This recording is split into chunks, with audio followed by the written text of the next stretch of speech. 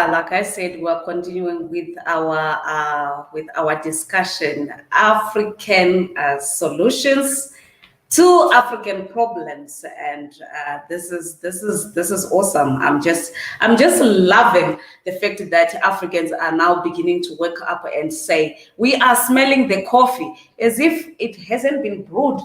It's been brewed over the years, but guess what? We've been bystanders. It's one of those moments where you realize, okay, people would go to meetings to discuss you, and you are actually not there. They make a decision where you are concerned.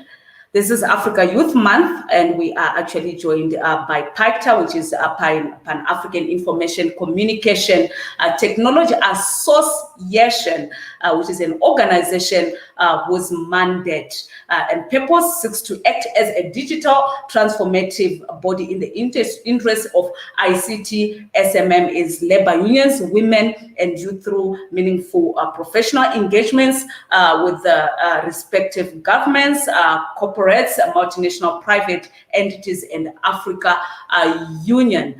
And like what somebody said earlier, Eric Knight said, we really need this because given what COVID have done to our countries, affected our livelihoods and so forth, it actually makes a lot of sense that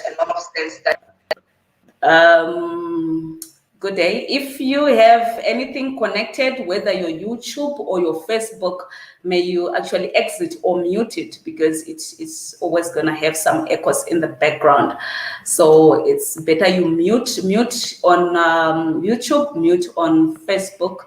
And if you are sharing, make sure that it's all muted so that it does not interrupt with what we're saying, even the quality of the video that's gonna be saved. So welcome, PAICTA. I hope everybody is here with us. This is my favorite people. Good afternoon. I see Geraldine. Geraldine, how are you doing? Hi, Martha. How are you? I'm doing very, very, very well. I'm doing very well. And Risuna, may you kindly unmute. I want to greet you. How are you doing? I see Reiti Chembura. I see Mr. Sonwa Mdwaba, who is the president of PAICTA. Thank you so much for being here. I see Simba. And okay, I see myself. I see some. And the rest of the PAICTA group. I'm doing very well. I'm doing very well. I see some. Okay. I think there are some who are struggling with their network to get in, but I hope that they're gonna be here. I'm trying to make sure that we don't have any noises. Okay.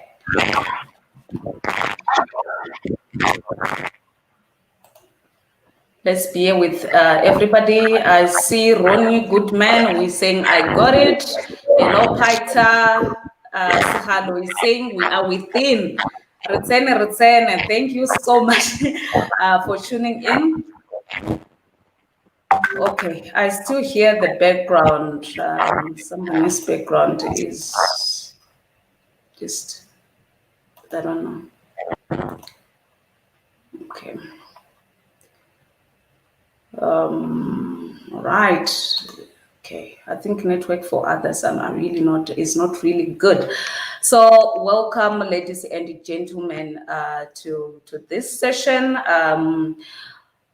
We are celebrating our Africa Youth Month, and which is with the 4 E's as the theme. But today we are actually focusing on entrepreneurship and the power of engagements in creating the Africa we want.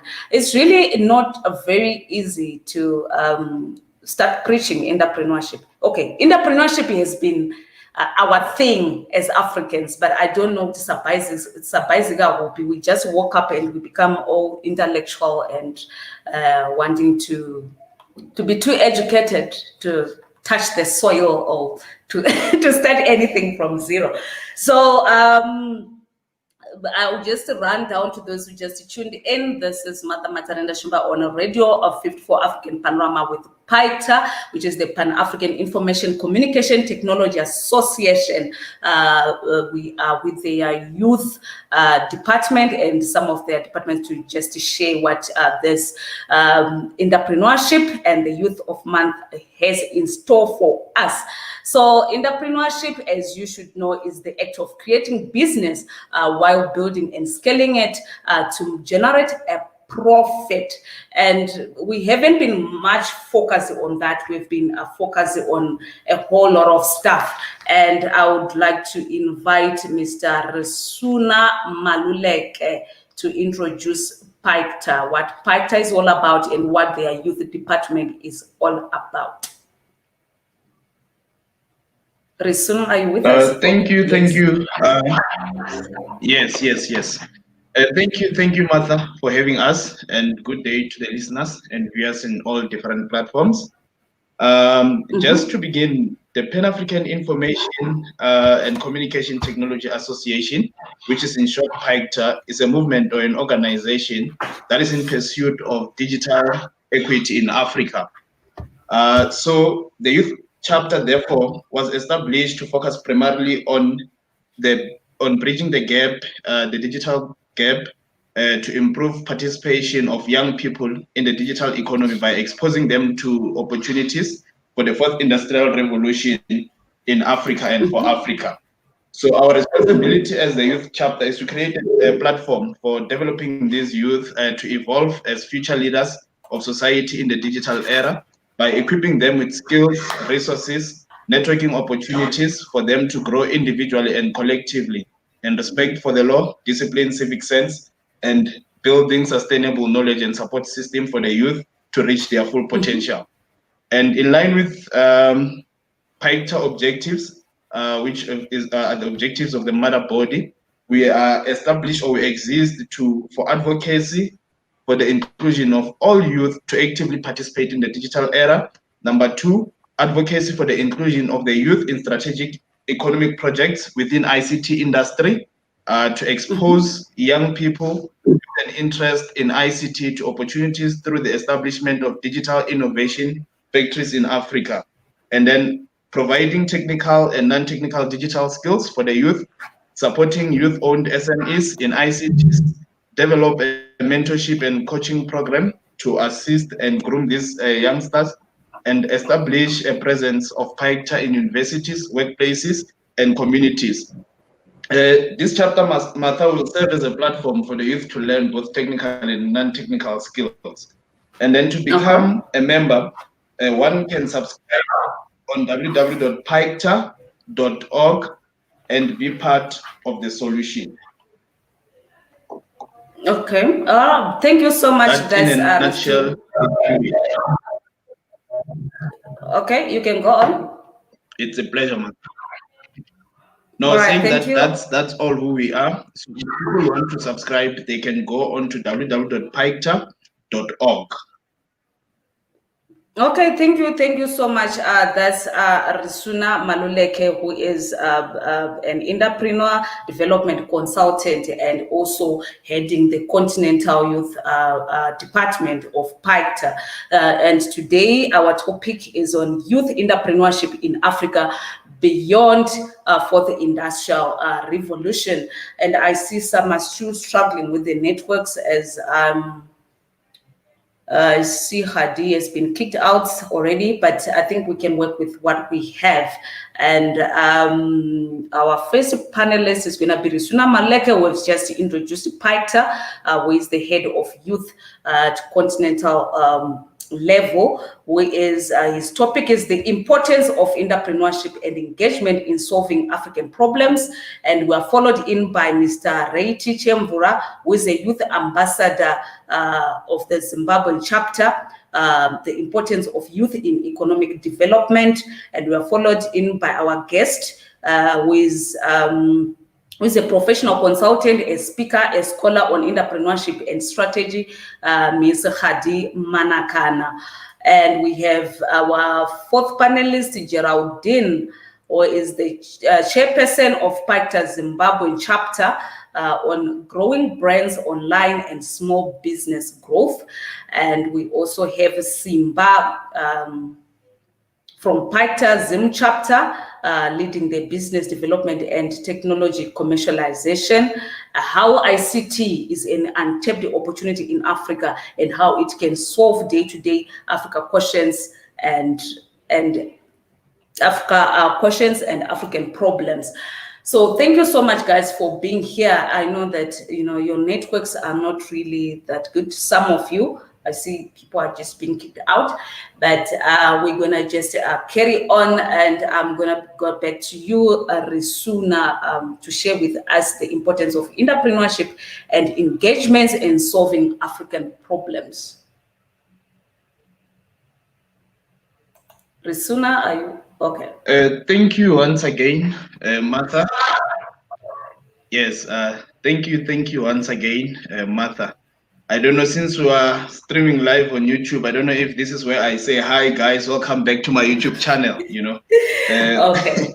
But just to begin the channel, the discussion, I am of the view that this discussion is very important because the African population on its own is very young, with about 60% of the people being youth.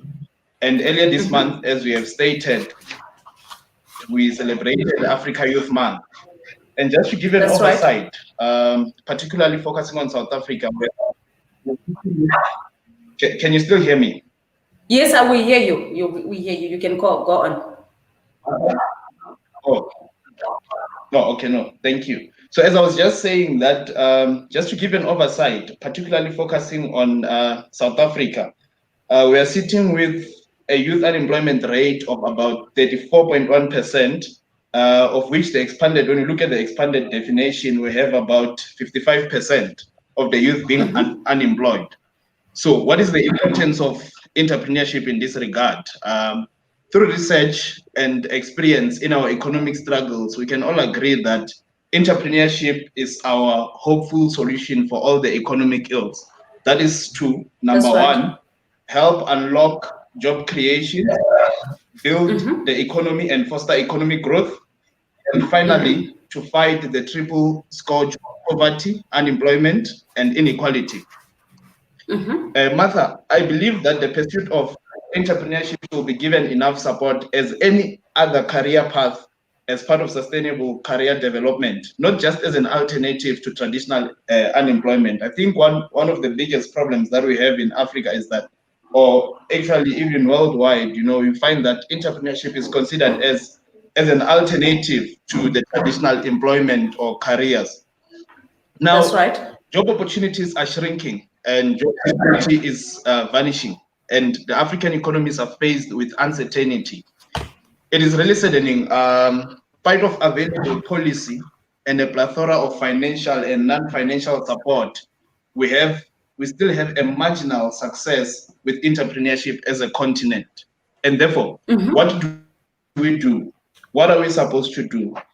I think as the youth, we should now organize ourselves and start asking important questions that if it is not us, then we should be wondering who is speaking on us. That is the first thing. We should be wondering who is speaking on our behalf, We should be wondering who is taking charge of shaping the future that we anticipate for ourselves.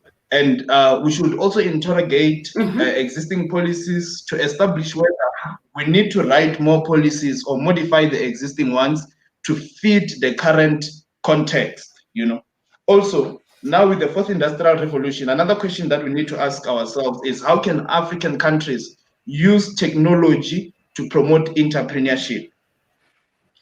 First, I would like to agree with the former head of state, President Mbeki of South Africa, that Africa is rich in literature, which is just left in academic institutions with no one utilizing it for the better good. I think we need to enforce and implement the existing policies through government partnerships with the private sector and NGOs. That's right. This calls for an agency in collaborations, So the very first thing, if we want to understand the importance of entrepreneurship, is when all the stakeholders in society collaborate for the better good.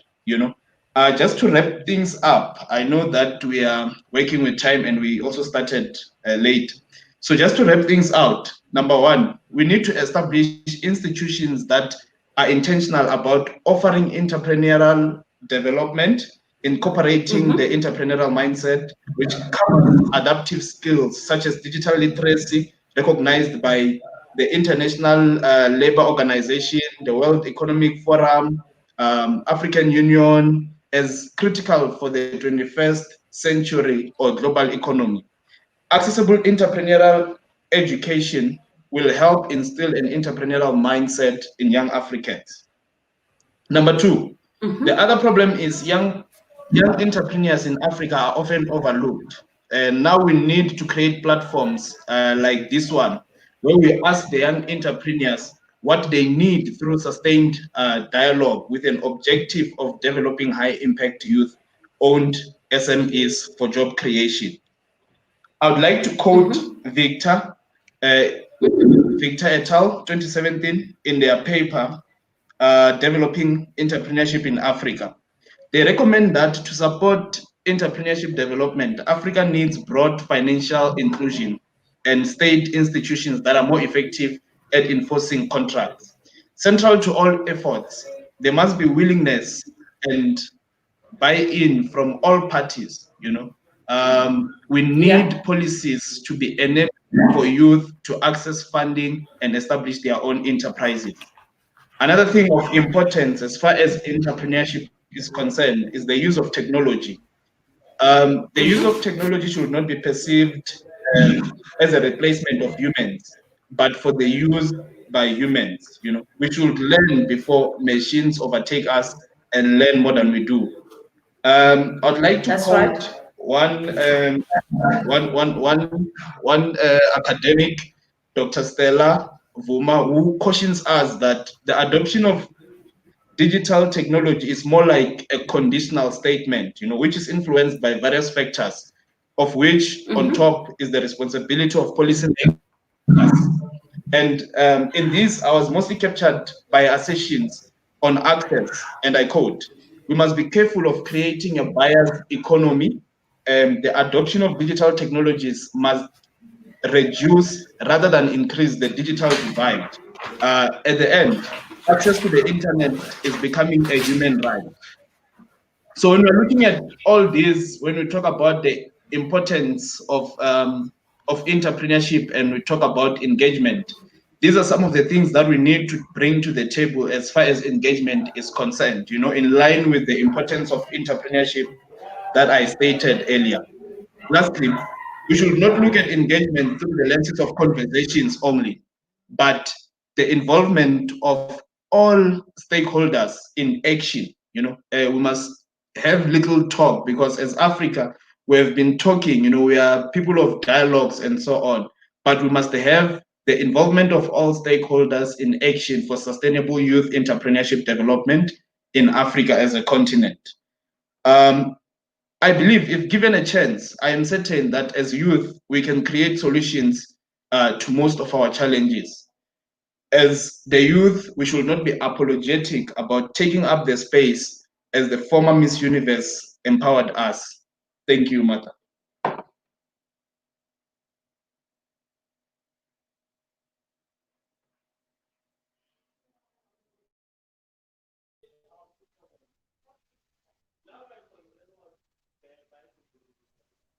I think your mic is off, Martha.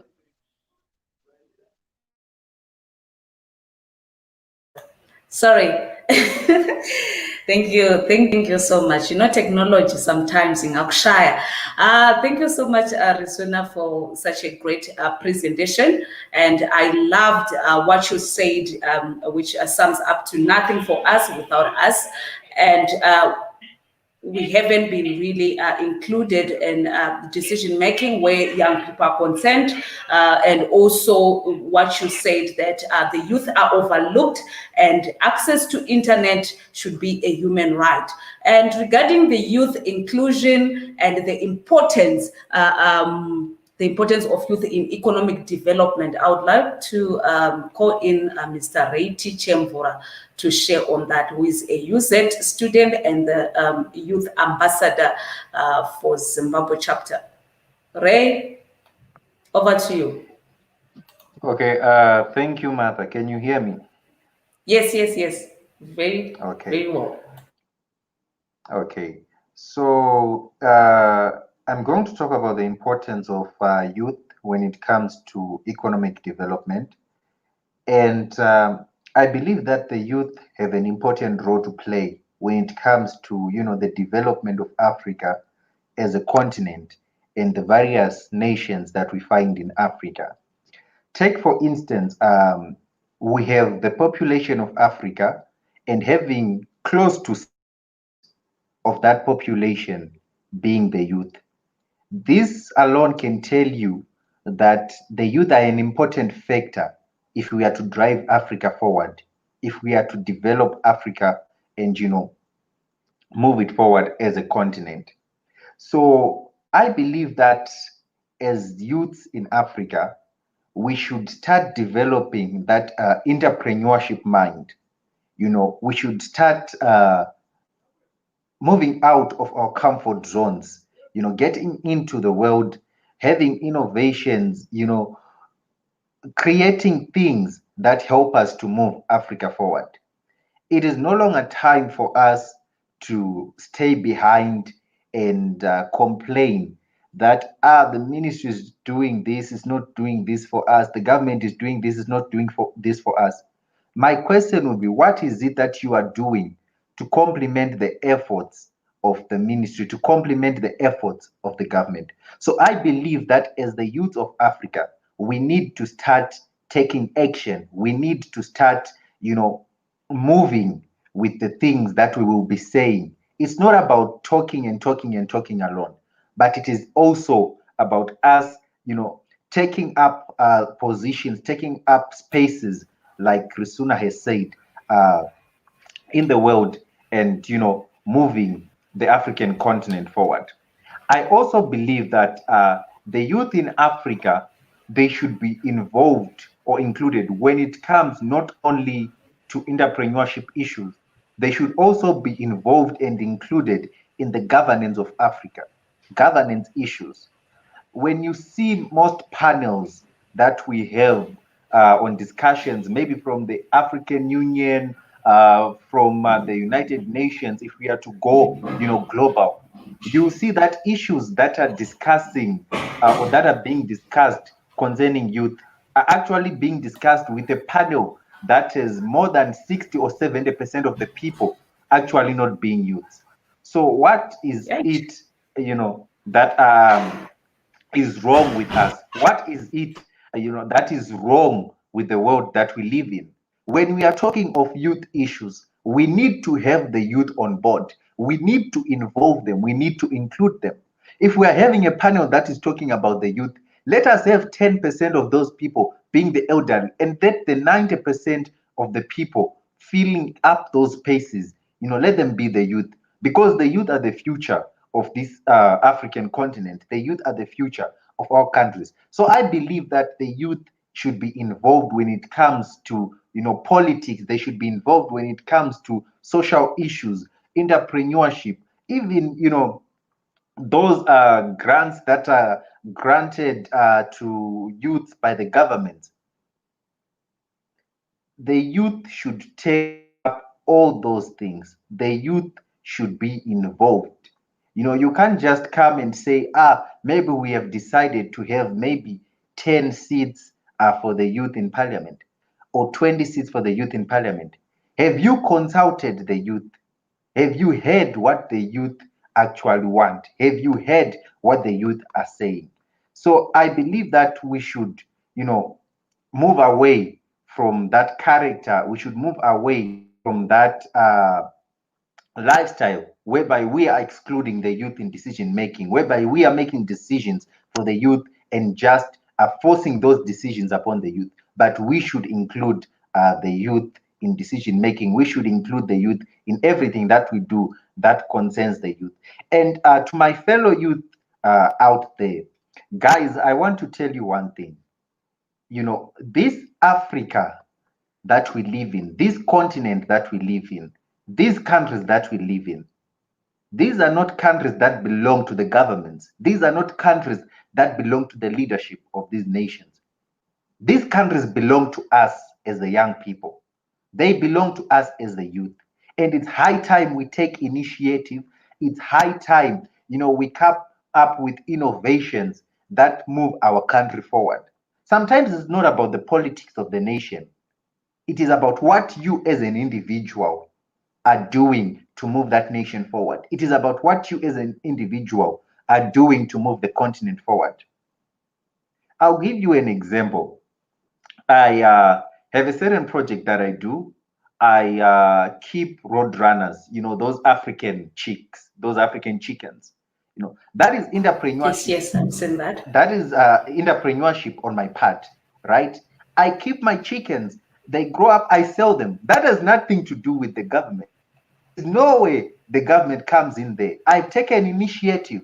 You know, I've told myself that no, let me do this. You know, let me have something that I do, something that helps me to move my life forward. At the same time, something that shows that I'm contributing to society. The government does not come in there. So my, you know, encouragement to you guys is let us not fold our hands and blame everything on the government. The government might be failing to do what it is supposed to be doing for its people. But what are you as a person, as an individual, as a youth in Africa, as a youth in Zimbabwe, South Africa, Malawi, Zambia, Tanzania, Uganda, Nigeria? What are you doing to complement the efforts of the government, which might be failing? So I believe this has more to do with us as the youth. This has more to do with us and our characters, you know, what we believe in, what we want to do. I believe that if we push ourselves to do something, if we believe in ourselves as the youth of Africa, nothing will stop us. Nothing will stop That's us. right. I have so much belief, you know, in the youth. I have so much belief in what the youth of, you know, this continent can do, the youth of this world can do. I have seen projects that lack funding. I have seen ideas coming from the youth that lack support. This shows that the youth, they have great mind, they have great things in there. So let's not sit on our, you know, our hands, let's not sit on our minds, but let's think, let's create, let's be innovative. Even if you have an idea and you approach someone and it doesn't work for the first time, don't give up. Don't That's give right. up. There is That's no right. success in giving up. You need to keep pressing on. You need to keep pressing on. You need to keep pressing on until something happens. One thing that I'm certain of is that at the end of it all, something will definitely happen. I'll give you an example of the guy who came up with the light bulb that we now use, you know, these days. That guy failed 1,000 times. If he had given up after failing for the first time, we wouldn't be having, you know, these light bulbs that we use today. But he failed 1,000 times. He did not give up. He kept on pressing until he got it right. So my message to you as a youth in Africa is whatever you do, whatever office you approach, even if they turn you back, do not give up. Keep pressing, keep pressing, keep pressing. Because I know that definitely something will happen. You are not, you know, a person of no value. You are not a person of no importance. You are a person with a lot of value. What you think, you know, what is in your mind, there is a lot of value in you. There is a lot of value, you know, on you as an African youth. So I encourage you guys. This is my encouragement. You have an important role to play when it comes to the development of Africa. Remember what I said? I said almost 60% of the population of Africa are youths. This is no joke. This means that already you are taking up the majority of the continent. But what are you doing? What are you doing as the youth to move the continent forward? So this is on you guys. This is on us as the youth of Africa. It's time for us to rise up. It's time for us to get up. It's time for us to think. It's time for us, to be entrepreneurs. It's time for us to take action and stop blaming the government, stop blaming the institutions for everything, that happens when it comes to us as youth. At the same time, I, urge the African governments to involve youth in decision making, to involve youth in policy making. I urge the African governments, to make up spaces in as much as we want to be, in there as youth. We cannot be in there without the help and the assistance of the elders who have gone before us. So my encouragement, my what I urge the African governments, what I urge the African institutions and leadership to do is to lift up the youth of the African continent. Walk with them. Do not shut the doors on them. Do not shut the doors on us, because we are the future and we need to be involved. So let's work together. This is not about us as the old guard. We should be in charge. We should know. This is about involving the youth and making sure that the future of Africa is safeguarded and Africa is moving towards greater development. Thank you, Martha. Thank you so much. That was Reiti Chemvura, who is a UZ student, who is an entrepreneur, and as you heard, he is keeping the road runners. How much I love the road runners. Time for Christmas. I'm one of the customers. I saw when he started the project and he said by December, I need to have more than 100. And I saw the project starting. This is not something that is just saying for the sake of saying. That's Reiti Chembra, who is a PAICTA youth ambassador for the Zimbabwean chapter, sharing on the importance of youth in economic development. And I love how he is putting it out there and also encouraging African governments to have a succession plan. You can't be like we actually, here in Africa, we actually have youth ministers who are 65 years old, and somebody who is going to take over from him is somebody who is between the ages of 40 to 48. And you ask yourself, really, where are we? We should at least have somebody who is younger. If you are a leader in whatever you are doing and you are 25, at least your deputy should be somebody who is 15, so that the succession plan, we can always, they can always take over, learn new things. And, odd dogs, they can't always, learn new tricks, I must say. And I know that Hadi is having issues with network. If you are also having issues with network, you can keep changing the position of your router or wherever you are. It helps a lot with. It's always good with the platform that we are using. It doesn't give us much problem. I would like to read what the comments that we have. Sehalo said we are within. Ronnie Goodman, I love it. Hello, PAICTA is greeting you.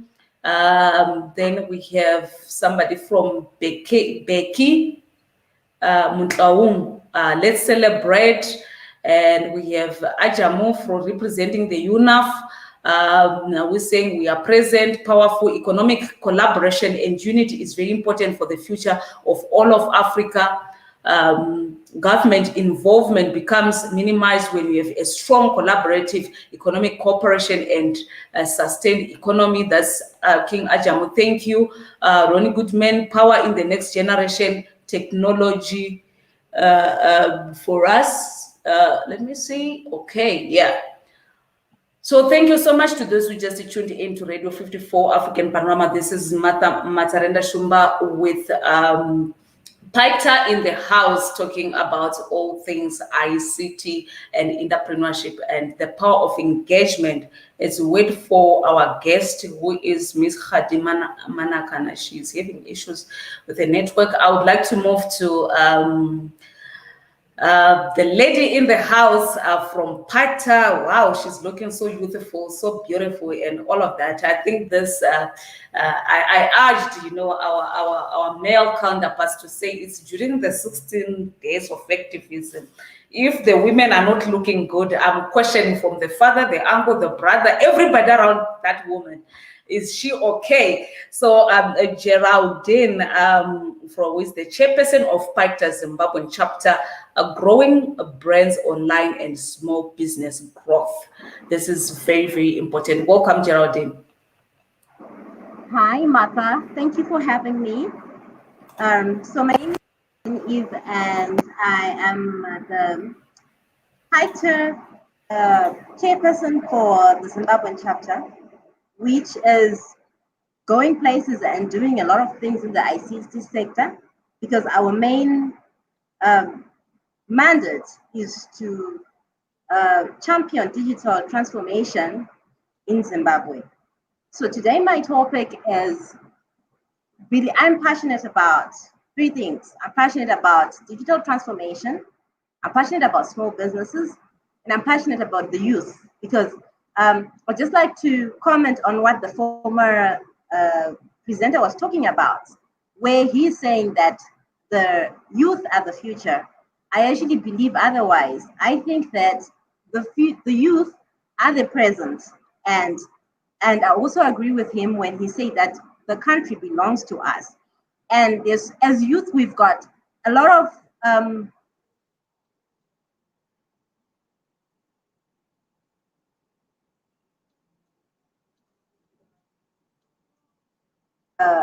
to give us an opportunity.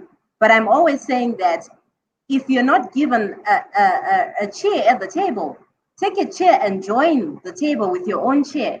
Or if you are not given the table to go on, create your own table. So just to comment on, thank you very much, Ray, for the very informative discussion that we just had.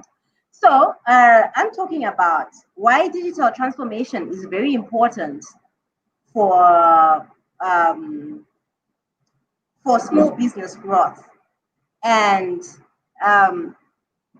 it's if just statistics, recent studies actually show that worldwide technologies and services are spending about $2.3 trillion from they've been spending that from 2019 to date, and there's been a steady expansion of digital spending to reach this figure.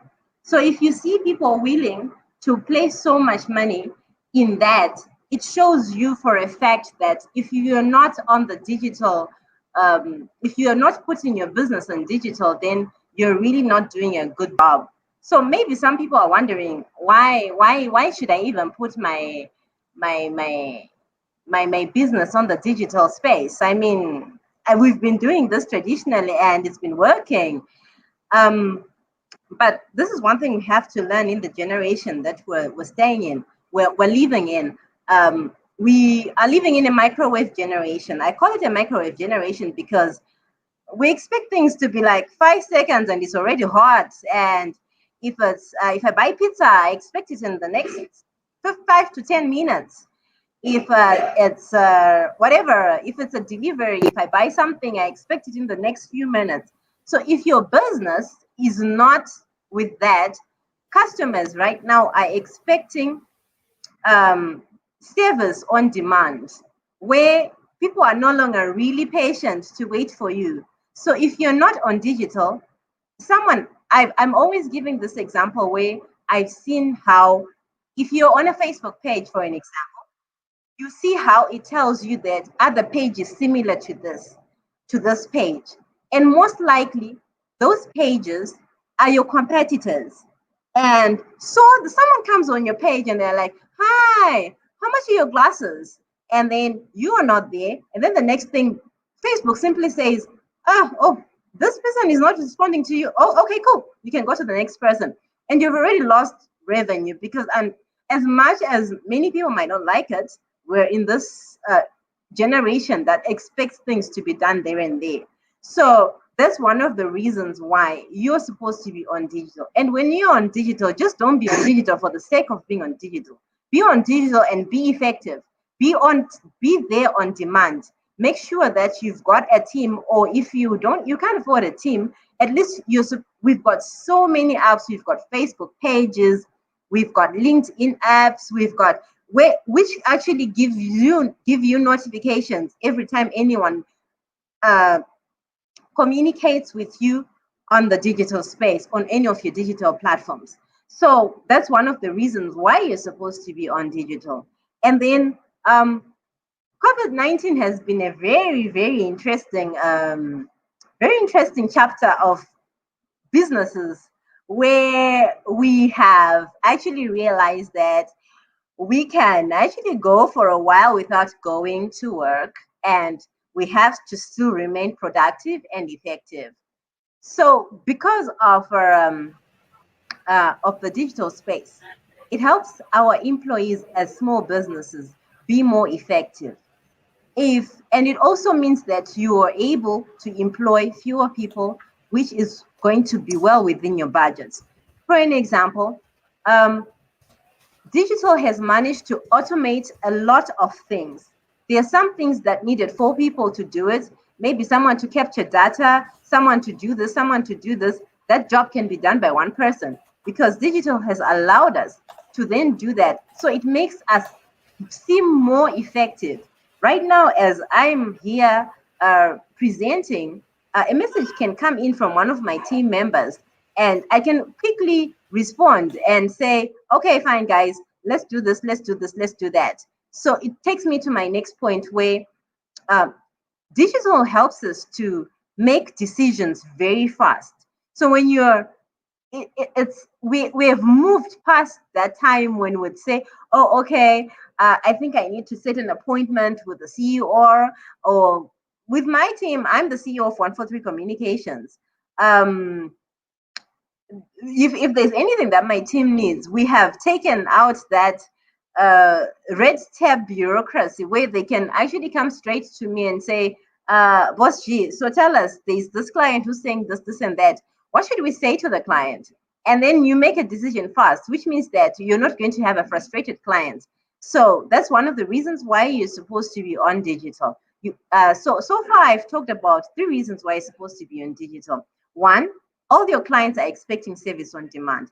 2, it's helping your employees be more effective, and it's also helping you to be more productive, and have fewer people doing a lot more work. So number 3, I always say this, that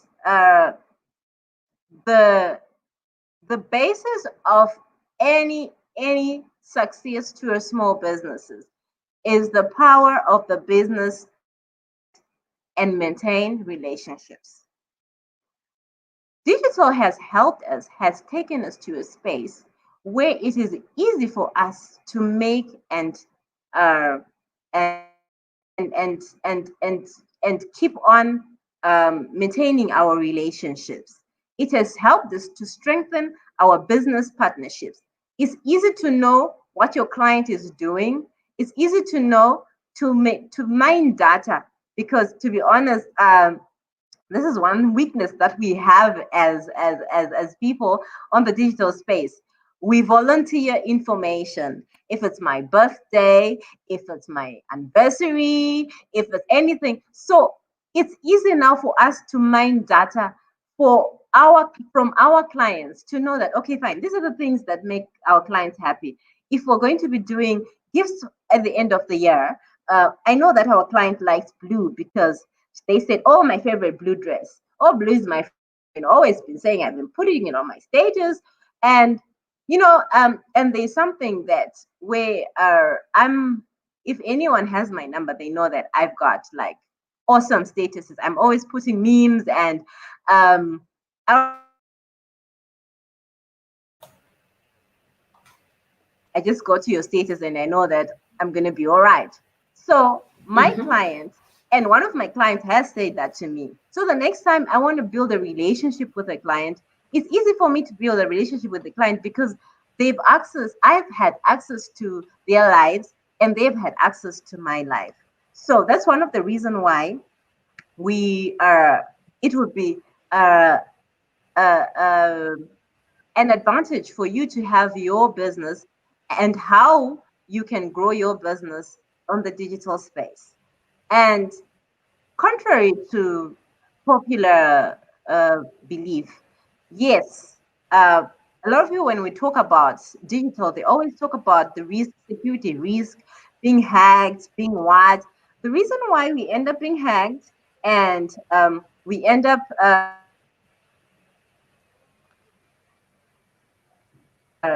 invest in the security or to invest in our in securing our information. To be honest, the cloud, and if we're using the right channels, is one of the more secure places to um, to have the information. I was having a conversation with a friend, a colleague of mine today in the morning, and they were telling me that everything in there, they own they run she's a tailor. She runs a fashion shop. So her things got, unfortunately there was a fire and stuff like that. So I was just giving an encouragement. I was saying how these things happen in business. And I was telling you of a time when, as a business, one time after a holiday, we came and all our laptops, all our tabs, everything that was in the office had been stolen.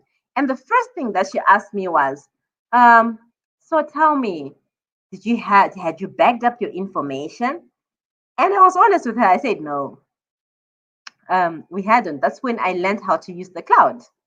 So I'm not just talking about security in terms of hacking. I'm talking about security in terms of if anything happens to the machines that we're using, if anything happens to our our information. That time we learned the hard way, even though we're a digital transformation company, because we've been in this business for now 5 years, and we're an award-winning company. There's some things that we had to learn the hard way as well, where we now had to learn that, okay, fine, the cloud is very important and we need to invest in the cloud and we need to actually pay something to make sure that our information and our clients' information is secure. So that's the first and final thing that I'm going to talk about on why you should have your business online and the importance of how you can grow or could help you to grow your business online. And that's just my encouragement to everyone that's out there. That's everyone that's running a business. Please go really for your own growth. Uh, if you're not going to be on digital, I'm telling you, you're not going to be growing as fast as you're supposed to be growing. And take advantage of the free information that digital has given us out there. So that's my story. And if you have taken nothing out of the things that I've said, please just take this one thing. Please put your business on the digital space, despite the fact that that's where your market is. Um, Everyone is on digital right now. If I ask you how many of you who are watching now, how many of you are on WhatsApp, how many of are you on Facebook? Of you are on Facebook? What time do you even spend on the digital space? Then you realize that exactly the people that you're trying to reach out to, that's the exact time or even more time than they're spending on the digital space. So it means that it is the way to go.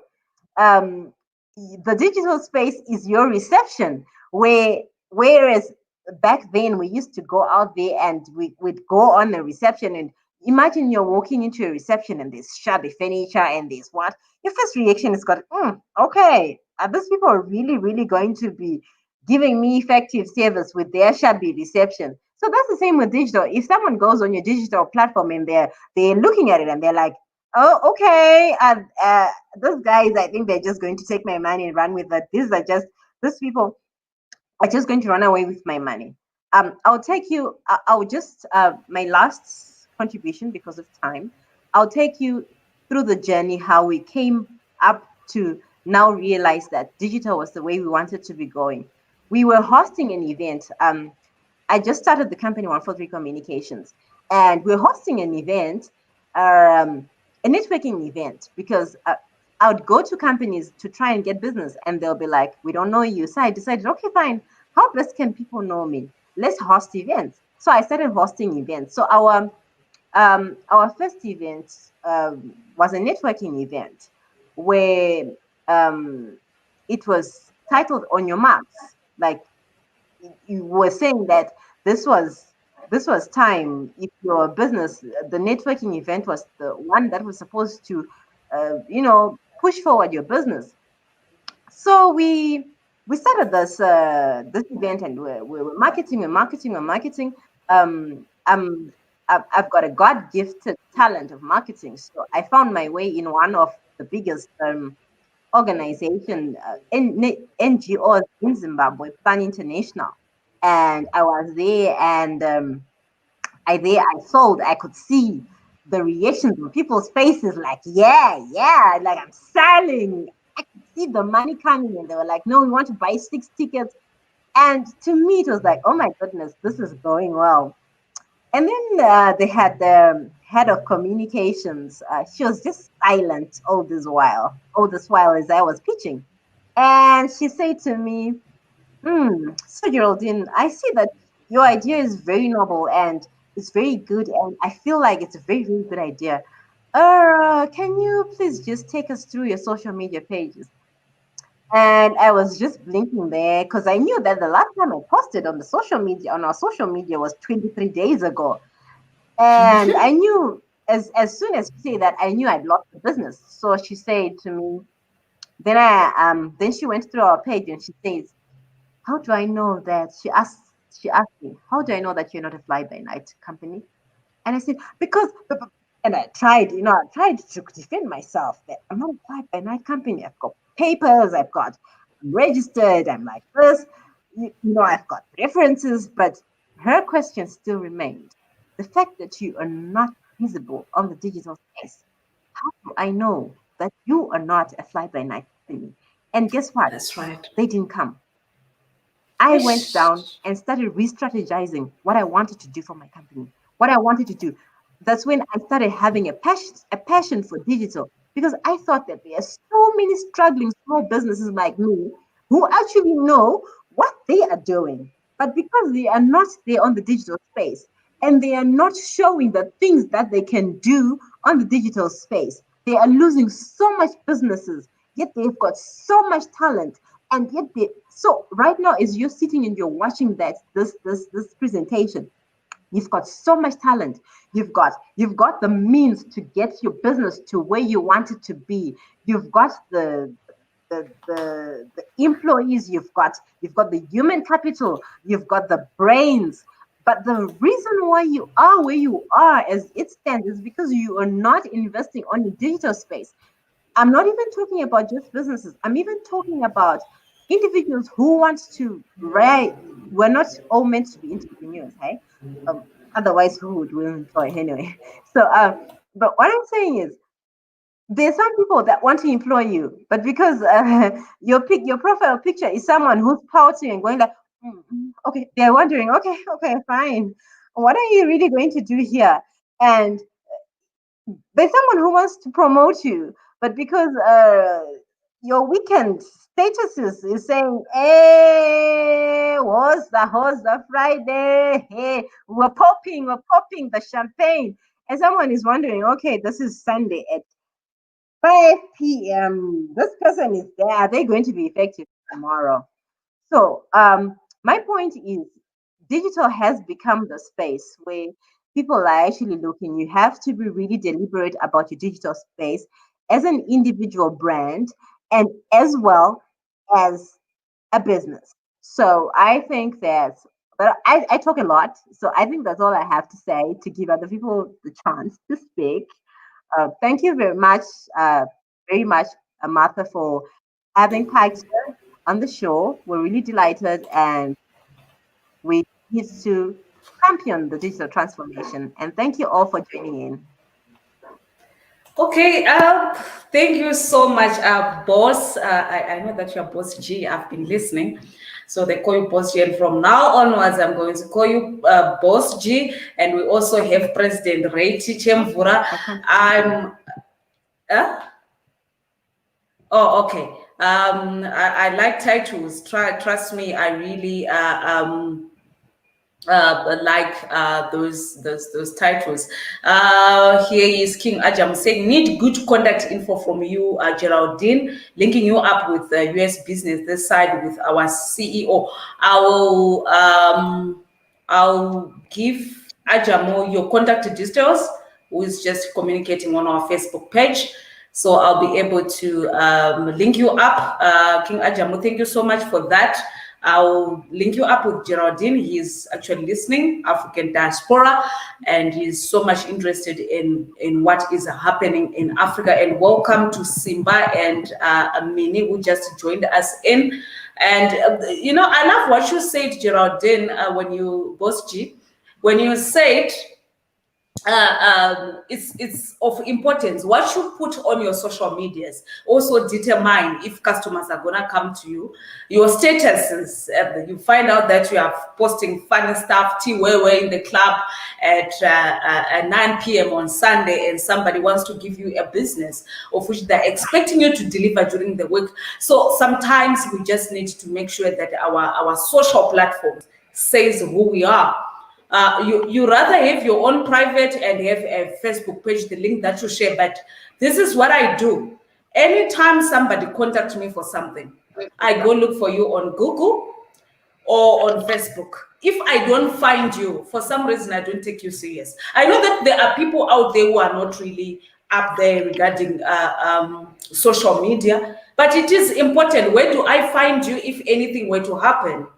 I want to know. And also, when it comes to your social media, there are people who create ghost accounts. So you should also, I think, Geraldine, we have to bring you back in future so that we can share more on this topic and, educate people on how to protect themselves in terms of social media and so forth. You are well learned on this subject. And thank you. I would like to move to Simba, who've been struggling in getting in. Simba and Mini Lee Tagurei, respectively, sharing on business development and technology commercialization, how ICT is an untapped opportunity in Africa and how it can solve day-to-day problems in Africa. Welcome, Simba. Hi. Hi, Martha. Thank you for hosting us. My connection is quite bad today. I'm not too sure if you can hear me clearly. Yeah, we hear you. We hear you now. Thanks. That's better. So I don't think I will take much of my allocated time because I just want to ensure that I give my contribution in the shortest possible time, just in case I lose my connection again. What I've seen on the African space, especially to do with the opportunities in Africa, is most of the digital solutions and the IT solutions which are provided globally, they really don't have an African focus. So you'd find that from an African perspective, we've got to make do with whatever software solution has been provided out there, and then try to work within its structures. But you'll find that even in the corporate world, the way we do business is different from the way the people in the West do business.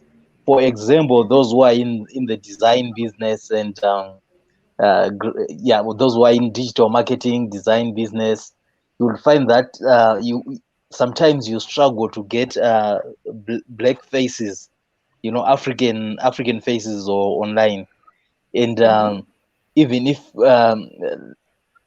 most of the apps they are not the African person conscious, so you'd find that to even get be they emojis and related tools to then maybe just show and relate from an African perspective, and to just give that African feel to a product, you actually quite struggle online. Possibly, those online surveys, as an example, you'll find that it's quite a few which are Afri-centric or African focused. So you'll find that most of these platforms, they are designed with the Western world in mind, and that's quite an opportunity for Africa to also tap into. If we give another example of PayPal, for example, it's just a few African countries which are PayPal active. So you'd find that when it comes to payments again, if you are in Africa, you will then also struggle in as far as making payments within Africa. If you want to buy something from Nigeria, South Africa, and possibly you are in Zimbabwe, we also struggle with payment gateways as well. So all those are opportunities, and what I believe is, if we are to provide solutions for Africa, which then directly focuses on African problems, I think we'll actually go quite far. If you move in the business world again, you'll find that we've got softwares like Pastel, which are designed more, with the Western world in mind, where business is done in a different way. But you'll find that if you then come down here in Africa, the entrepreneurs are more on the SME, small to medium scale, like what the Germans call Mittelstand economy, or the SME economy. The solutions which are provided are not necessarily provided with that in mind. So you'll find that the SMEs, they struggle a lot to get software which really speaks to their needs. Then the other thing that you can also look at from an African perspective is most of the African countries are agri-centric. In other words, they make money from agriculture, and you then find, rarely do you find a software which addresses the farmer's needs. A software which would assist a farmer to record the day he has put the seed in the ground, and record every activity they then undertake. Then at the end of the season, it then produces come up with the cost per plant. Let's say he's growing maize, as an example. Right. Like the actual I think farmers we're actually losing struggle to come up with the cost of growing one plant. So all those are areas where technology can actually then assist.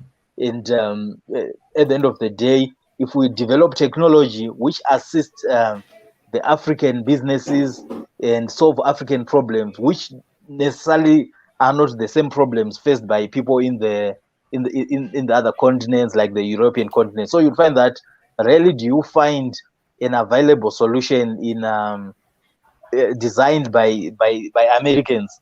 Is the context, the American context is quite different from the African context. The problems they face in America, they are quite different from the problems we face in Africa. So if we keep on relying on European solutions in as far as ICT problems are concerned, you would find that there will always be a gap which is unsolved. And if we are to plug that gap by providing the necessary software, the necessary solutions, then we'll then start seeing a new age of African businesses and of African brands which are rising in the ICT space. Okay, thank you so much, Simpa. I see network wants to be jealous, but thank you so much for what you have just shared. And I would like to quickly move to Queen Hadimanakana, because her network is just has been something else. So Queen Hadi is our guest today, and She's a professional consultant, a speaker, a scholar on entrepreneurship and strategy. The topic is on strategies to implement entrepreneurship in African societies. So we have heard everything about entrepreneurship and so forth, and she's going to share all the strategies to implement that. Welcome, Queen Managana.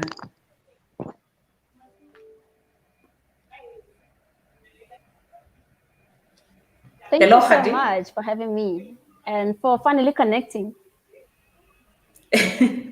Hello? Yes. I can hear you. Can you hear me? Yes, I can hear you. You can go on.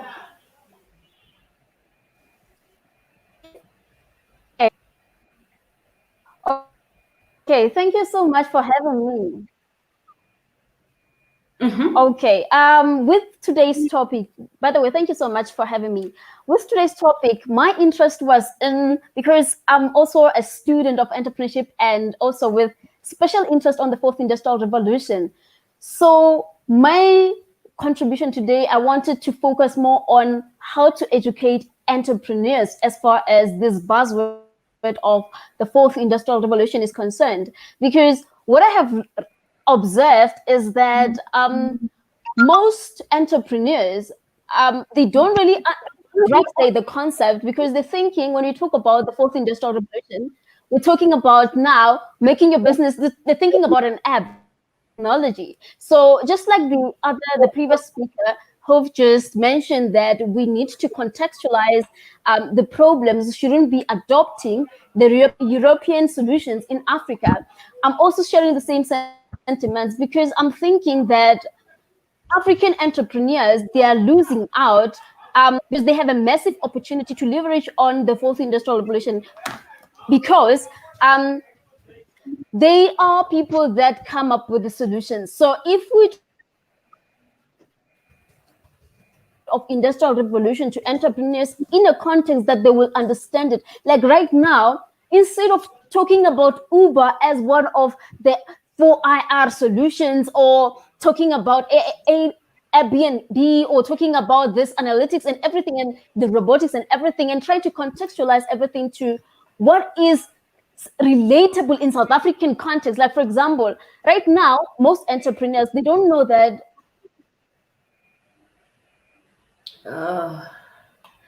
I think her network is just jealous. She has quite a lot to share. I've been following her, and she's been doing a lot of talks on entrepreneurship. And her network just decided to act up today. Ubuthakathi nje, ubuthakathi. I would like, in the meantime, as we are waiting for her to. Oh, you back? Thank you. I'm back. I thought you're hearing me, because I've been blabbering here on my side. Yeah. We couldn't hear you. Am I clear now? Yeah. You were speaking to yourself. You are in now. You can continue. Oh my goodness. Oh, just get on where you left off. For me, yes, my greatest concern is trying to. But I'm not sure where you got it, because I was not clear on your side. You couldn't hear me. No. Carry on. We hear you now. Hello? Yes. You can carry on. We hear you. Oh, I can hear you. I can hear you. You can carry on. Okay. So, yes. My concern was more on the education of regarding the fourth industrial revolution when it comes to entrepreneurs, because I believe that entrepreneurs have the massive opportunity to leverage on the fourth industrial revolution technologies to help us, the African countries. However, what will deny us of that opportunity to now have access to such opportunities that entrepreneurs can come up with is the fact that most of them, they don't understand the concept of the fourth industrial revolution. So I'm more in the teaching part of it. How do we deliver it to them? Like right now, most they're thinking that the fourth industrial revolution is about these massive technologies, these sophisticated technologies, but they do not understand that merely using social media, digital marketing, that is part of the fourth industrial revolution. And they also need to understand that the fourth industrial revolution, how is it applied? How can they apply it in their business? If they can understand what does it mean, then and also be advised on how it gets, does it in your business model, then that's when we can be able to now reap the fruits of the fourth industrial revolution. So I feel like the education when it comes to the fourth industrial revolution on the grassroots levels, they do not understand what it is. So I think we need to now try to simplify this buzzword of the fourth industrial revolution, to simplify, because if we do not decode it, we're going to end up being entrepreneurs that are just the consumers of the fourth industrial revolution other than the producers. And what we need as African entrepreneurs, we need to be producing new technologies. We should be looking at analytics, robotics, and cloud computing and seeing what can we come up with out of all these 3-4 technologies, instead of now waiting for somebody to come up with something. So what I'm trying to say is, if we are to leverage on the power of 4IR, we need to educate our entrepreneurs in simplest terms on what does this 4IR mean, so that we can be able to leverage on, we can be able to transform them from being the consumers of the fourth industrial revolution to the producers of technologies, and also contextualizing 4IR. Like right now, we need to bear in mind that in South Africa, for example, we can't be talking about smart cities in South Africa, whereas we have a problem with data connection. Now I had a problem with network. We still have problem with network connection. So we can't be talking about smart cities when we still have problem with energy. So we need to now we need to talk to a local entrepreneur to say, what are the problems that you're faced with? If it's health, if it's education system, if it's security, human trafficking in South Africa. So now it's a question of how can we use all these 4IR technology to solve the problems that are local to you, other than now what is happening in China, what is happening in the US, and trying to localize it in South Africa. It will work. The previous speaker said something about contextualizing, making like it's about applying African solutions on African problems. You can't be using European solutions on African problems. So for me, which is something that I continue to advocate for and I try my best to teach on, is simplifying the concept of the fourth industrial revolution. In a way that somebody who's starting a business today, they understand that, oh, this is how it can help me. It can help me when it comes to the business model, because the fourth industrial revolution is just simply about revolutionizing, changing your business model, how you do business, how you create value, how you deliver it to your customers. That is the simplest form to put it. But now, if we are selling it in the context of the US, in these bombastic words, they won't get it. And in the process, we're going to miss out on the massive opportunities that the 4IR has for us.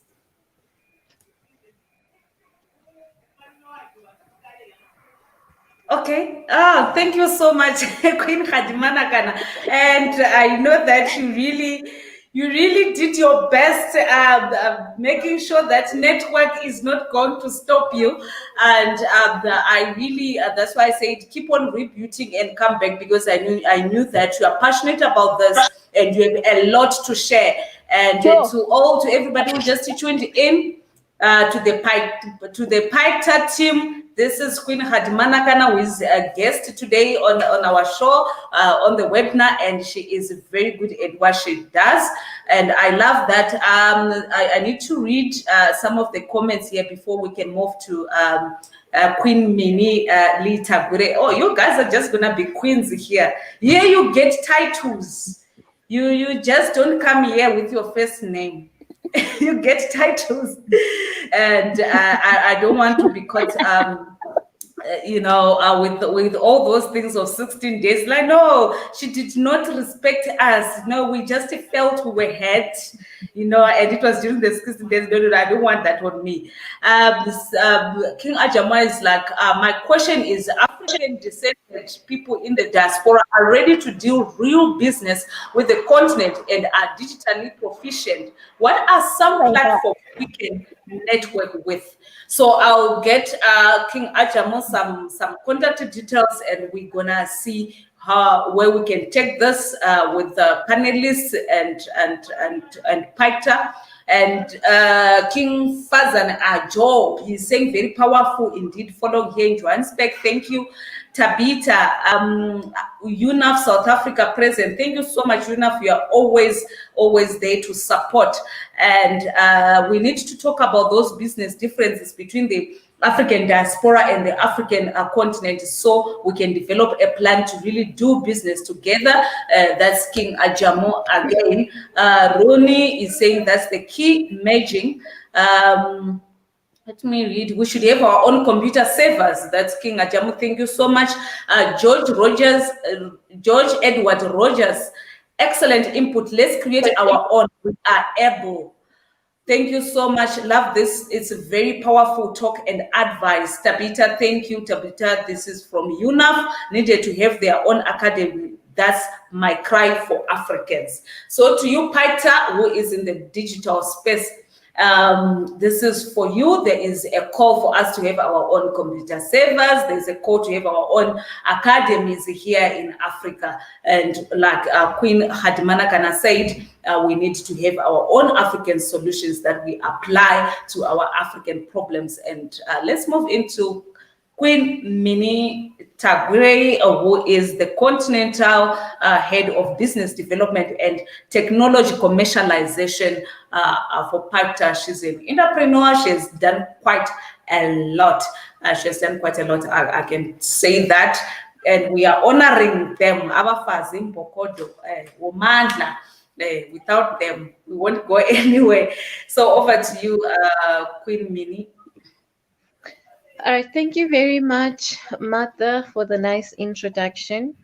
For me, on my side, when I'm looking at youth entrepreneurship or entrepreneurship in general on the continent, I will agree with the previous speaker and the other previous speaker, Simba, because they've touched on very good points of solving African problems with African solutions. So I'm just going to add on to that by saying, as a continent, I think we need something that connects us, something that we are lacking right now. Because if you're to travel to Europe, you'll find that Europe is like one giant country. You move from Germany to Netherlands without spending a lot of money, which is very impossible for us here on the continent. It's very hard for somebody to just travel from Egypt to South Africa because you need to spend a lot of money. If you're looking at flights, the same amount that you spent going to UK today from South Africa is the same amount that you spent from South Africa to go to Zimbabwe. So that alone does not make any sense. If only we could have our own mode of transportation as well, because we need to get to know each other as a continent. And remember that we were just divided by borders that were created in 1884 by the partition, when the partition of Africa happened, the scramble for Africa. But when we're looking at that, these are some of the structures that we need to destroy as a people for us to be able to move forward. Because right now, you'll find that it's very hard for us to relate to each other.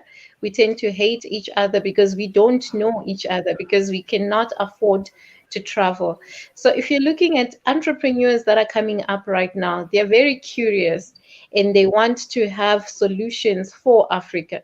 So these are some of the things they need to look at. How do we connect Africans? Not using Facebook, because Facebook, you'll find that it just uses your demographics, your geography, and then the friends that they suggest are the ones that you already know, either because you're from Zimbabwe or you're from Kenya.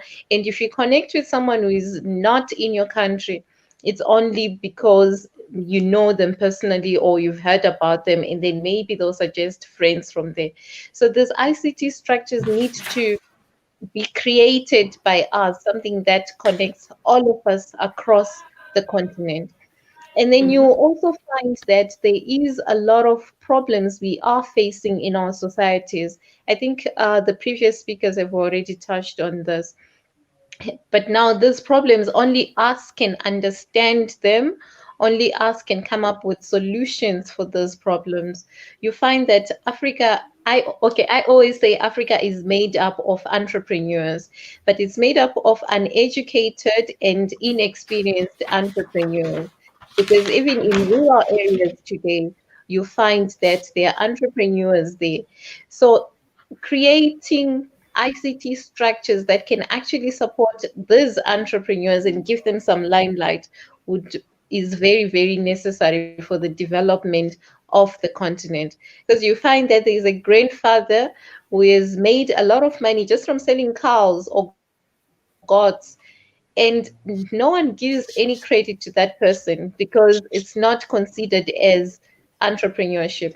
But if we could actually find ways to put some limelight on what we are doing as a continent, it would actually be amazing.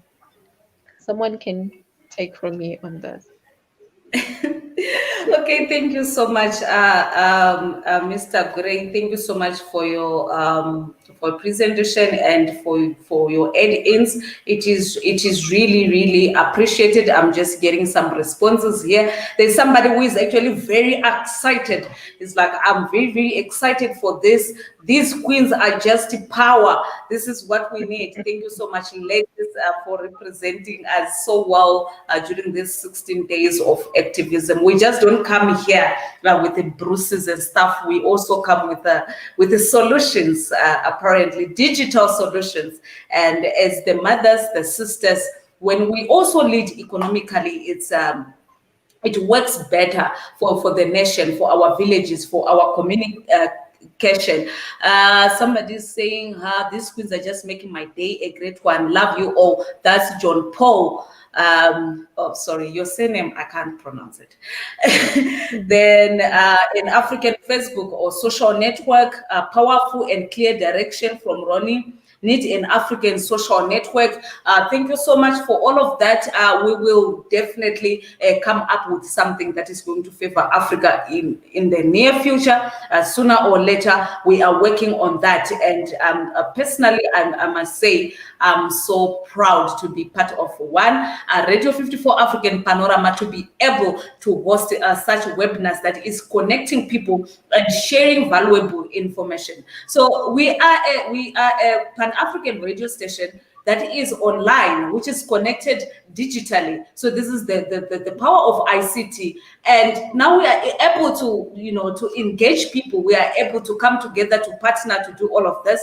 Number two, I'm so also proud to be the head of entrepreneurship at PAICTA.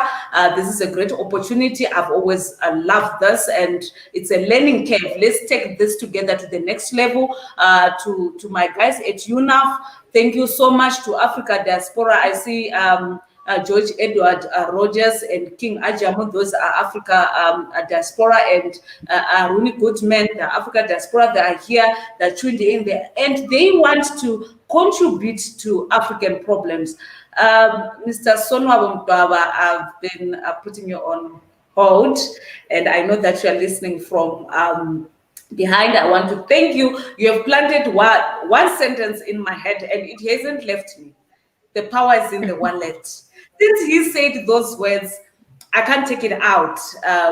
He's just said it. He summed up. He said the power is in the wallet, and I started drafting stuff based on what he said. And the future is in our own hands. And I would like to ask him to actually say something regarding why is it important to instill the culture of entrepreneurship in Africa. I hope you'll be able to connect and answer us on this one. Why is it so important to instill? Yeah, I hope his network is good. Hi, everyone. Good afternoon.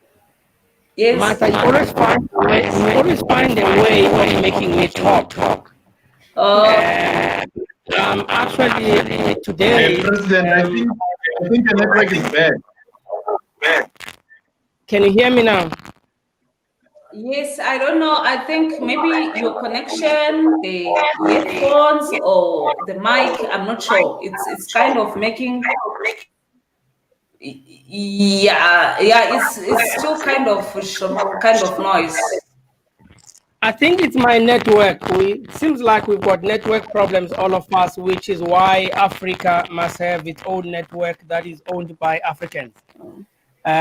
Because we understand the dynamics that we have in our continent.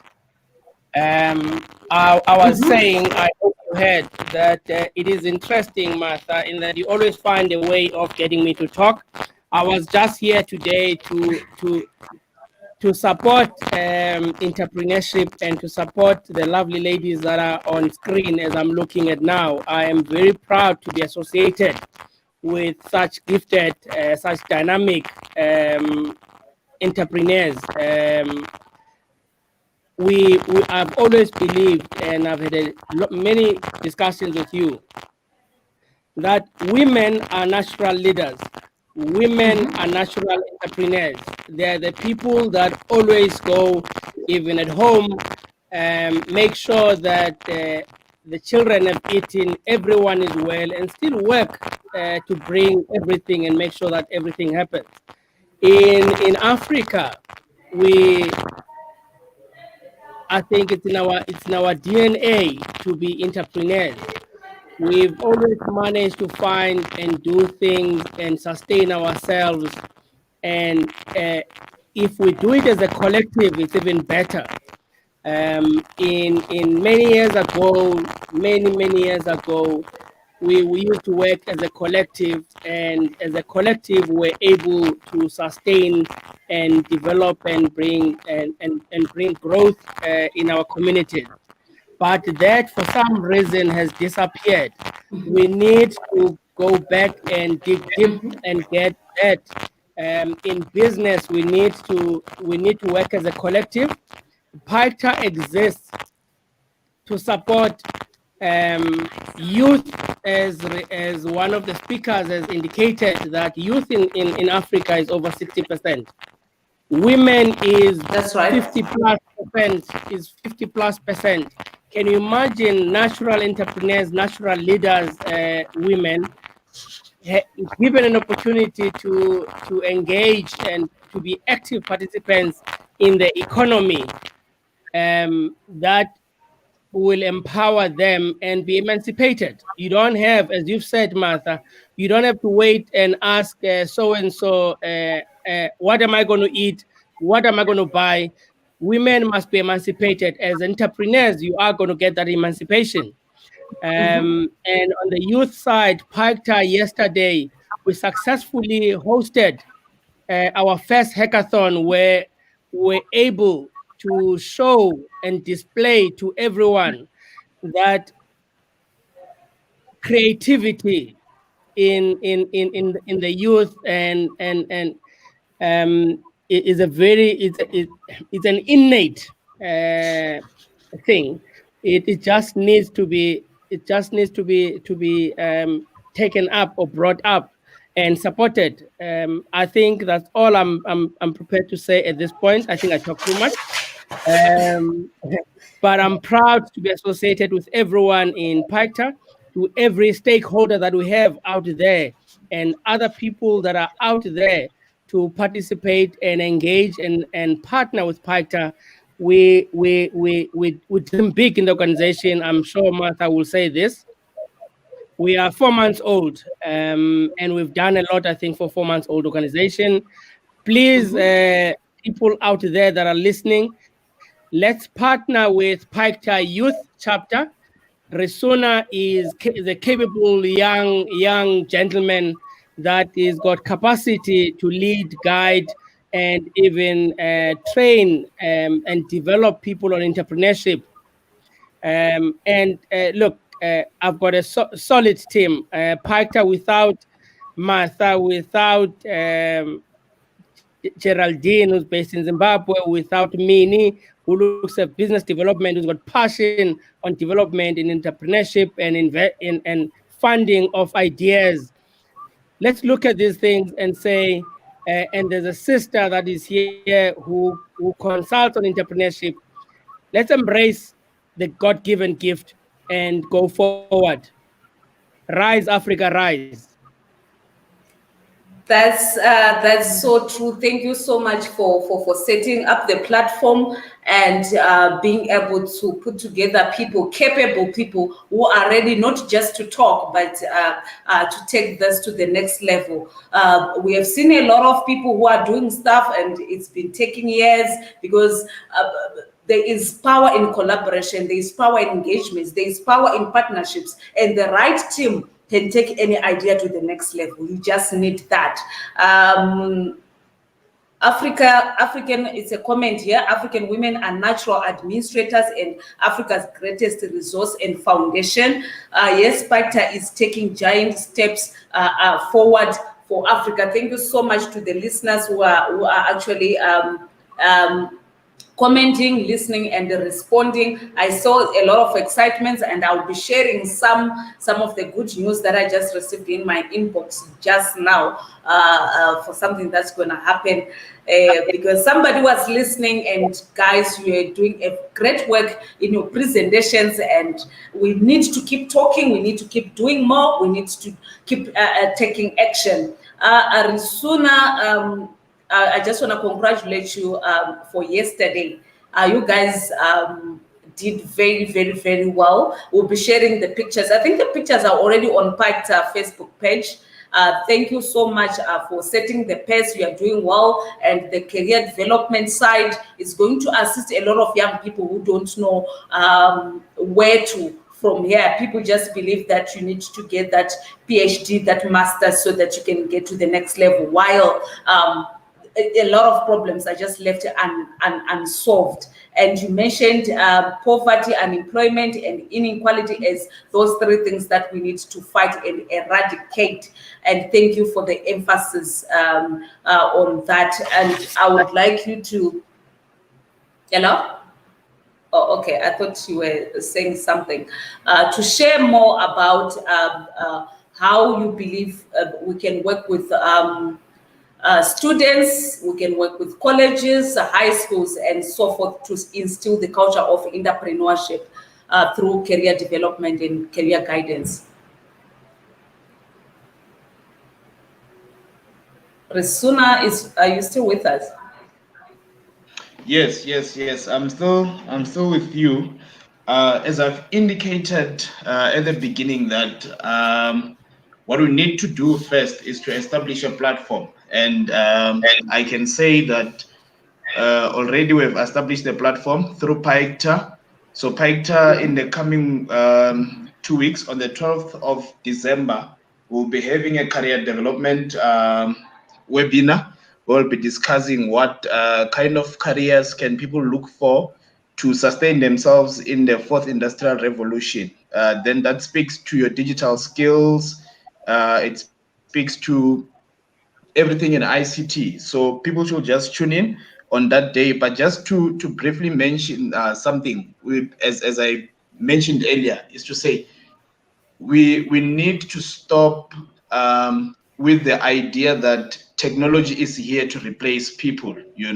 Technology is not here to replace people, but technology is here to make the lives of people more efficient and effective in whatever they do. So then we need to position ourselves, because I think one of the biggest challenges is that young people, mostly even in the rural communities, were not well positioned for us to strive and succeed in this fourth industrial revolution, which is here to make lives easier.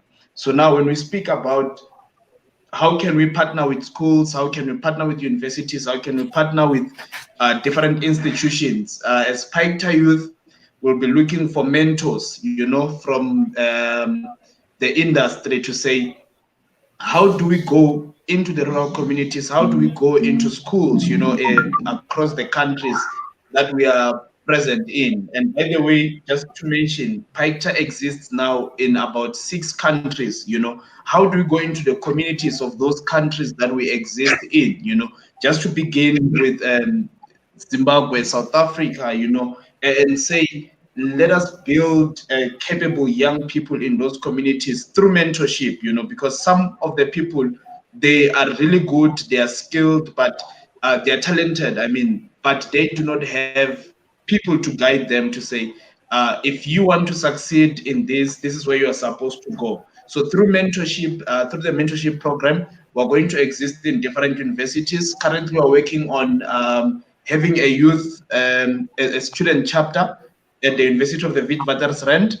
I have also been notified that we exist at the University of Zimbabwe. So those are the kind of partnerships that we're going to be working on, that we're going to be ensuring that we have access to whoever needs assistance or needs guidance as far as the ICT industry is concerned. And also through partnerships like we had yesterday, being actively participating in universities through the hackathons that we had, just like you were saying, Martha, that we had a successful hackathon yesterday. So those are the kind of interventions that we need to have to ensure that the young people are actively participating and are included in this fourth industrial revolution. I hope that answers the question. Oh, that's awesome. It definitely answers the question, and thank you so much for that. I'm doing this for some of the listeners who've been asking some questions in the background. And Queen Khadimanakana, is there anything on the pipeline? I know that you've been doing quite a lot. You've been doing talks, and do you have anything lined up for 2021 or anytime soon that any of our listeners can engage you on? Well, as far as entrepreneurship is concerned, yes, I'll be launching a virtual business development program. So they can follow it on my Facebook, because I'm going to launch it like the 1st of December, like in the next 2 days. But when it comes to the fourth industrial revolution, I'm still going to continue, because I've recently just released a journal on decoding X industrial revolution, because I wanted. I've learned that specifically in South Africa, most young people, like from students, from employees, from businesses, even some government, they don't really understand the concept of the fourth industrial revolution. So I wanted to take them back to the first, the second, until the fourth, so they understand why it exists. Because some people right now, what we do right now is we're trying to push it back, whereas it is here to stay. And whether we want it or not, whether we believe it or not, it's going to be here. And those what we call technology unemployment is going to happen. This idea of technologies replacing our jobs and everything, we're going to experience that issue whereby people lose jobs because businesses are digitizing, because we are not ready to now align ourselves with this change that is happening right now. So for me right now, I'm still going to continue with the education on social media, blog about the industrial revolution, be available for such platforms where I can speak more about this thing, so that young people alike, entrepreneurs alike, to understand really what this thing means and how they can apply it and how they can adapt.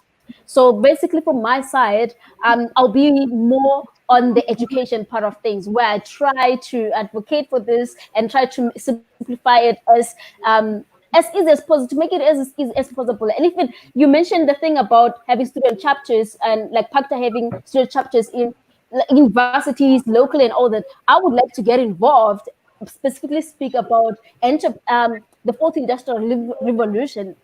I can offer a lecture on that. So that's what I would like to do. Oh, thank you so much, Amandla Awetu. I believe that you guys are listening, and we are really, really engaging a lot of people who are getting interest in this. And Khadi, I'll be able to connect with you with the right person to speak to. Then we can take it to the next level on what we are going to do to work together with you.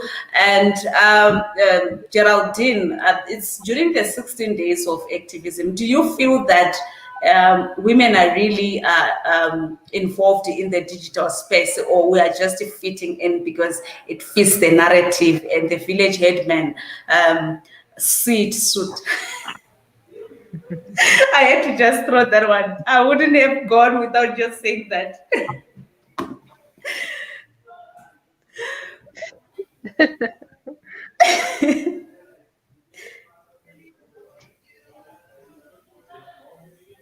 I think she's on mute. No, I'm not. Sorry about that. Ah. Technology. Anyway, Okay. thank you very much, Martha, for your question. I like to use examples to answer my questions, like real life examples of things that actually happened. There was a time when we wanted to employ, and so like I said, we run a digital agency. We've been running it for the past 5 years. We wanted to employ, and we put out a CV, and we put out a job advert, and a lot of people applied. And of all the people that applied, there were only 2 women who applied, of all the applicants who applied for the position. And of the 2 women, I have to say that the feminist in me came out and said, let me just shortlist those guys because they're the only women that that applied for the job. And then unfortunately for me, the 2 women did not even show up for the interview. So this shows how much women are not, as much as we're trying, we're not really active in the digital space, and we're not taking the digital space by its horns to do what we're supposed to do. And I would like to see more women active. I'd like to see more women using the digital space to make their lives better, to grab all the opportunities that are there. And I remember there was a time we actually, I think, offered some free digital courses online, and most of the people that applied for those free digital courses were men. And the main women were just, I don't know why they didn't apply, and why they didn't join them. But we had maybe 60 or 70% of people joining them.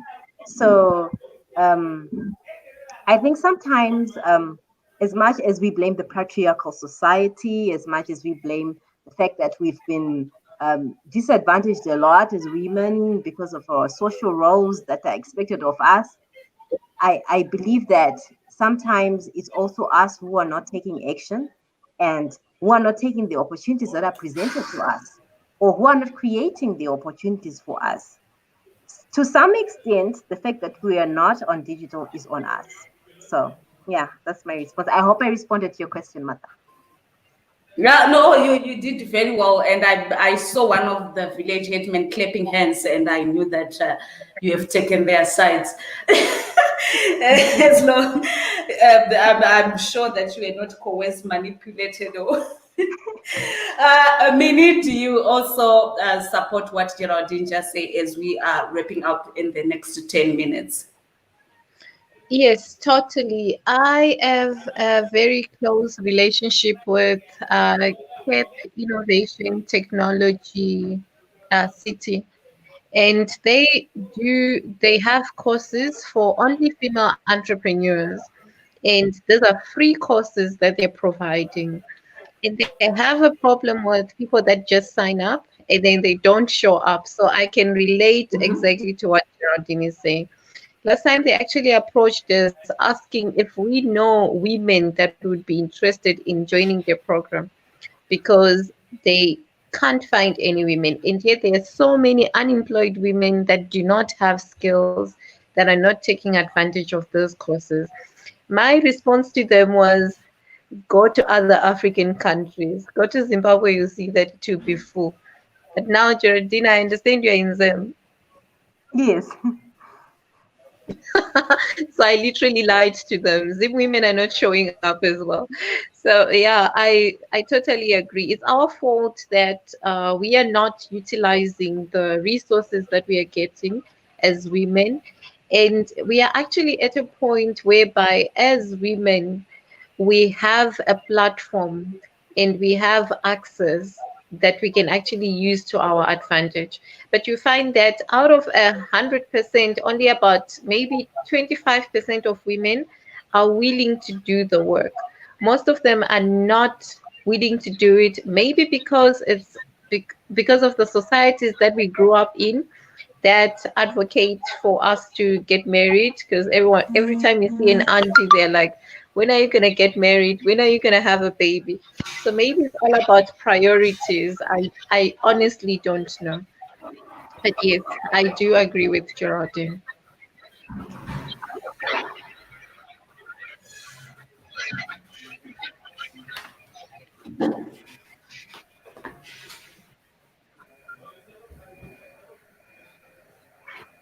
Okay, let me just add, because there's a lot of silence. I had an issue. We're going back to ICT entrepreneurship in Okay, Africa. thank you so much. I think in terms of our societies, I don't know. Can you guys hear me? Yes, I can hear you. Yes. Yes, we can hear you. Okay.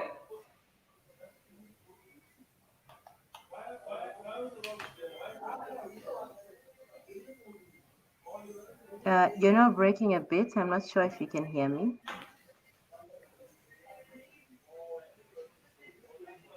I can hear you, Geraldine. Okay. Yes, Mini. Oh, okay. Sorry. All right. I was I don't saying, know. when it comes to ICT in Africa entrepreneurship, I had an issue on LinkedIn the other day where this guy, an American guy with my connection on LinkedIn, was applauding Joe Biden, telling him that it's now time to concentrate on Africa, telling him about African problems, what and not.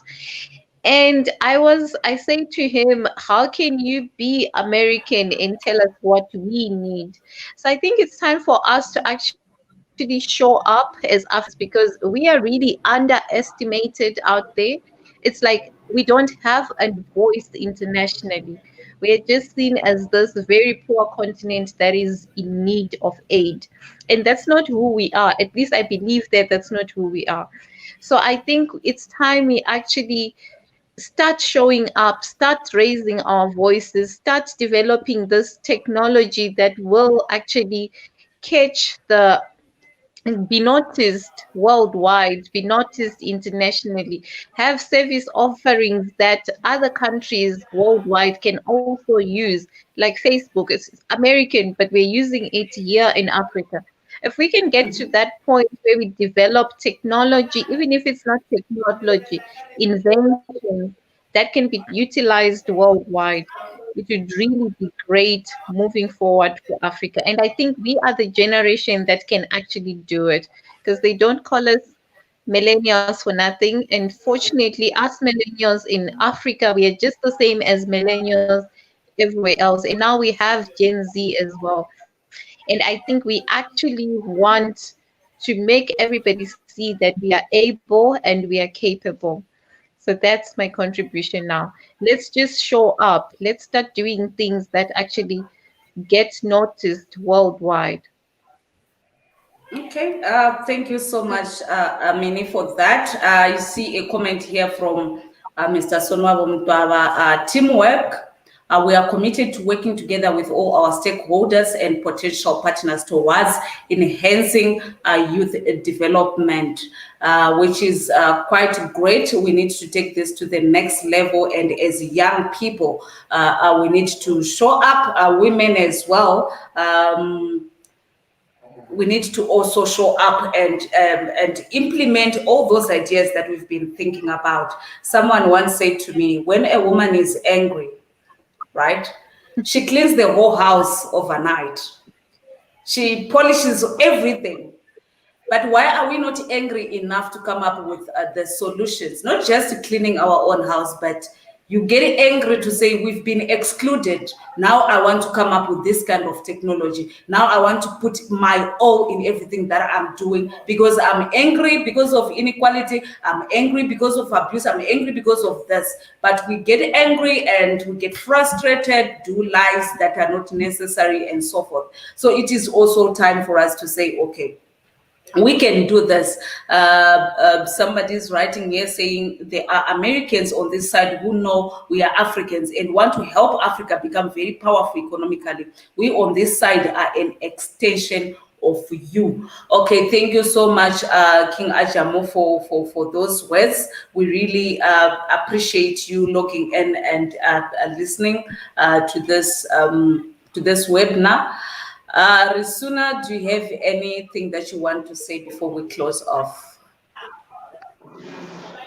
No, there's not much to say, but I would like to thank everyone for coming through. I would like to thank our speakers that gave us their time to come and address the issue on African entrepreneurship for the fourth industrial revolution and beyond. Which leads us to the understanding of the Society 5.0, you know. And I would also like to thank you, Martha, for hosting us, for leading us well through this engagement. And I would like to thank everyone who's listening from wherever they are. I would like to say, let us continue engaging as far as advancing the ICT industry is concerned, as far as driving, being equity drivers, as far as the digital era and transformation is concerned. I would like to finish by saying that do not forget to engage us on our social media platforms, Pan-African Information and Communication Technology Association, PAICTA, and also check us on our website. That's where you'll also find our details, www.paicta.org. Your membership form is ready online for you to be part of these drivers of equity as far as the digital era is concerned. Thank you very much, Martha. Okay, thank you so much. Hadi, any closing remarks in the next 30 seconds? Well, for me, I would like to say that I'm angry enough. So, like you said, women should be angry to come up with solutions. So I'm ready to go on. Seriously, I feel like it's time. We really need to do it. You need to be angry. So I'm angry. Who is joining me? We need to be angry. I am. Okay, so Amanda. We are ready, and I'm ready to contribute towards building an Africa that is an Africa that is capable of coming up with technological.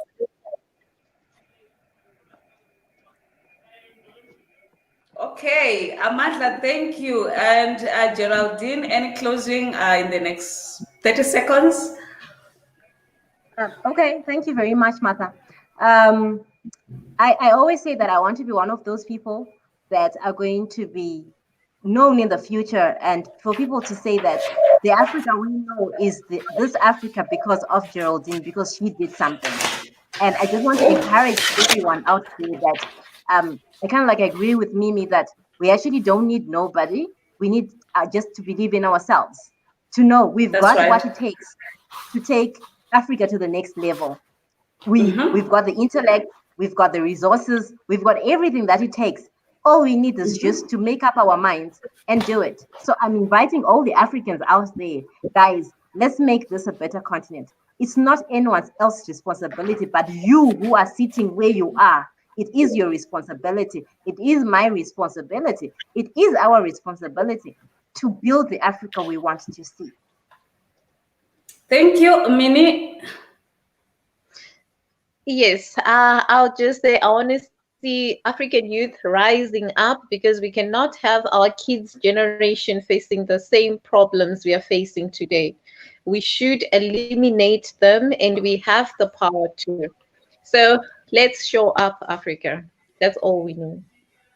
Okay, thank you so much, PAICTA. Thank you so much, everybody who just tuned in from the UNA, from the Africa Diaspora, Radio 54, those who are in the background, Studio Control, Steve.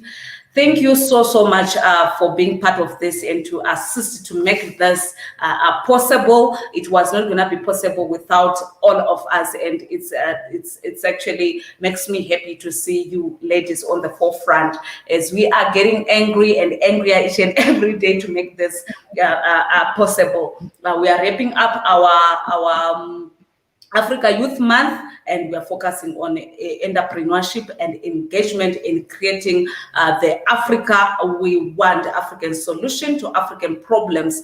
And we are going to say, when we are no longer here, when we are gone, people will know, history will remember us, will be written.